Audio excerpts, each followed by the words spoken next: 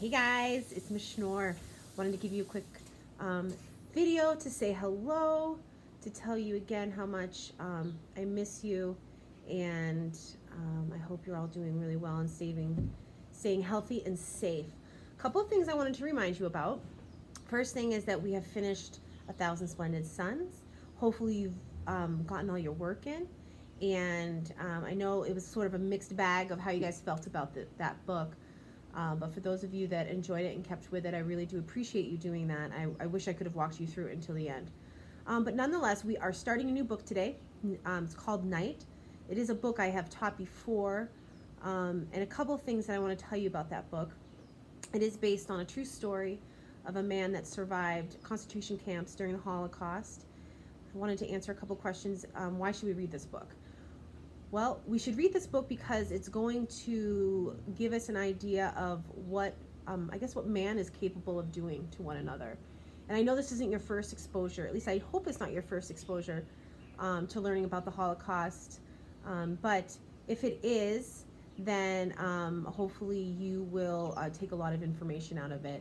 It also gives us the idea of not only what man can do to one another, but also what we can handle as a human being, and the trials and tribulations that we can endure, and how that makes us just better people and have more sense of each other. And so I think right now, because we are in quarantine, and I think it's time that maybe we put some things in perspective.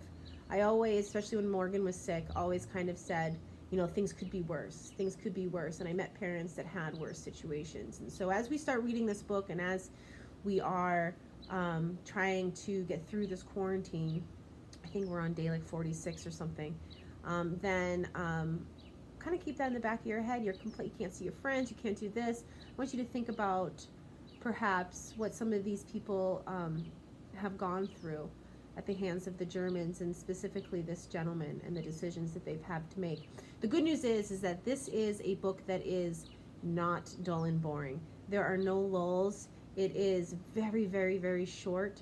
And so I think the majority of us can get through it pretty fast. It's one of those books that if you have nothing to do all day, you just want to read it in a day, you absolutely could do that. Now, I can't hand you out books because we're not in school, but I have attached a PDF of Night for you, and you could read it online. Now, if you're anything like me, I do not like to read things online, especially books. I'm not a Kindle person. It's there for you if you want it, if you need it, or if you're not able to get a book. But it is a required reading for most high schools. So if you know someone that's in 11th or 12th grade, or maybe they've already graduated but they kept all their books, ask them if they have an extra copy of Night. You can also order them on Amazon. It is a very popular book. So see if you can hunt around. If your parents head to Walmart, or if your parents head somewhere where they could just take a look and see if it's there, go ahead and do that. You still have plenty of time, I think, to receive it from Amazon or Barnes & Noble or wherever you order your books. Okay, the third thing I wanted to talk about was what's happening in Infinite Campus. Now, I sent an email out to you and your parents. I posted something on under Rhianna's blurb, kind of explaining where we are with that. But I thought that I got a couple panicky emails, and so let me explain it in simple terms if I can. First off, nothing has changed in the sense that your third quarter grade will remain your fourth quarter grade if you don't do anything. So if you got a C third quarter, you didn't do anything fourth quarter, you still get a C.